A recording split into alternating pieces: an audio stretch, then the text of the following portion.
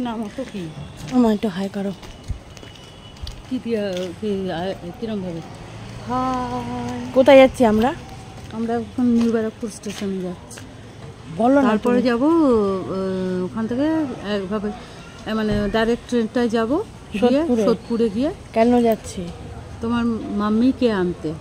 তোমাকে দিয়ে ব্লগ করাবো। তো মায়ের মুখে শুনতেই পেলে আমার মাকে আনতে আমরা এখন সোদপুরে যাচ্ছি। ওই জন্য রিক্সায় উঠে গেছি। আর রিক্সায় উঠে আমি কথা বলছিলাম, পরে দেখছি কি কারণে কথাটা শোনা যাচ্ছে না, তাই পরে আমি ভয়েসটা দিলাম। এই যে আমাদের ট্রেন চলে এসেছে, চলো যাই সোদপুরে, তারপর দেখা হচ্ছে। সোদপুর স্টেশনে নেমে কিছুক্ষণ বসেছিলাম, তারপরে আমার মায়ের ট্রেনও ঢুকে গেল। তো মা এখন নামবে। তো মা নামার পর মা এই প্রথম আর কি আমাদের বাড়িতে আসছে। বাবা ওখান থেকে ট্রেনে তুলে দিয়েছে। ওই যে আমার মা গোলাপি রঙের শাড়ি পরা।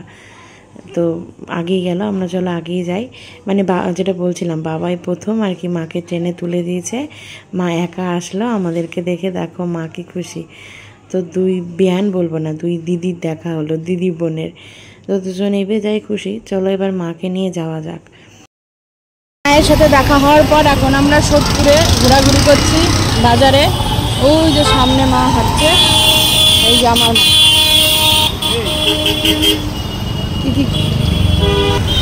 আজকেও কিছু কিনলাম, সব বাড়ি থেকে দেখাবো। আর এই একটা ব্যাগ, ওটাতে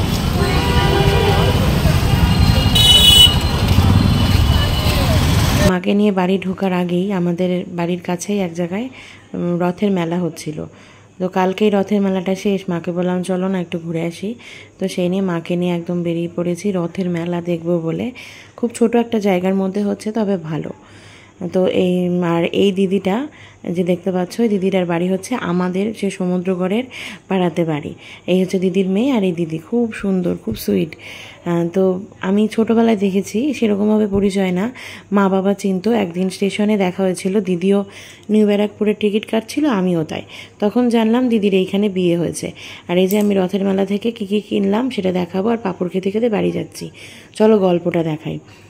আর এই যে দেখতে পাচ্ছ মায়ের হাতে লাগানো কুমড়ো গাছ, একদম বাড়ি সবুজ করে দিয়েছে। কি ভালো লাগছে রাতের আলোতে। তোমাদেরকে একটু দেখালাম। কালকে হয়তো একটু পরিষ্কার করবে বাড়িতে, যেহেতু বাবার কাজ আসছে। তোমাদের আগে বলিনি, মানে আমার শ্বশুর মশাই মারা গেল 1 বছর হতে যায়। তো সেই জন্য কাজ, আর সেই জন্যই মাকে আনা। আর এই যে এই ব্যাগটাও কিনেছি কিন্তু কালকে সোদপুরে গিয়ে।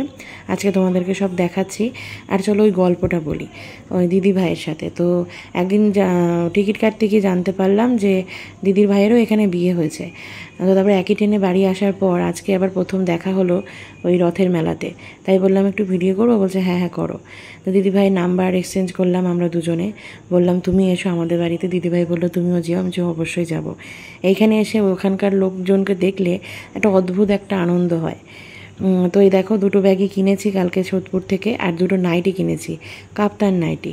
তো এই দেখো এই একটা লালের মধ্যে, লাল ঠিক বলবো না, কেমন একটা কী কালার সেটা তো দেখতেই পাচ্ছ। তো কাপ্তানটা কেমন, এই নাইটিটা মানে দুই মায়েরই কারোরই অতটা পছন্দ হয়নি, আমি পছন্দ করে নিয়েছি, আমার খুব ভালো লেগেছে। আর এই নাইটিটা দুই মায়েরই খুবই পছন্দ হয়েছে।